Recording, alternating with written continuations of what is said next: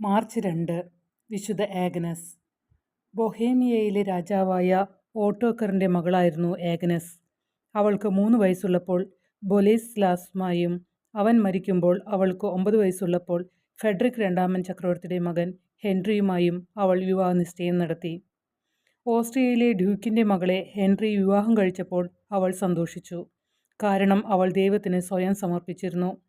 തപസ്സും കന്യകാത്വവും ഉള്ള ജീവിതം നയിക്കാൻ അവൾ ആഗ്രഹിച്ചു. അവളുടെ സഹോദരൻ അവളെ ഫെഡറിക്കുമായി അടുപ്പിച്ചു. 1235 ഫെഡറിക് അവളെ അയച്ചപ്പോൾ അവൾക്ക് വേണ്ടി മാധ്യസ്ഥം വഹിക്കാൻ അവൾ ഗ്രിഗറി 9 മാർപ്പാപ്പയോട് അപേക്ഷിച്ചു. അവൻ അത് ചെയ്തപ്പോൾ ഫെഡറിക് അവളെ വിവാഹനിശ്ചയത്തിൽ നിന്ന് മോചിപ്പിച്ചു.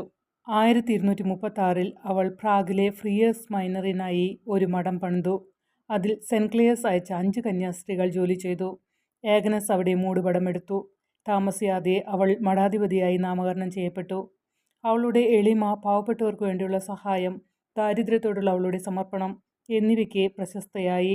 1282 മാർച്ച് 2 പ്രാഗിൽ വെച്ച് അവർ മരിച്ചു.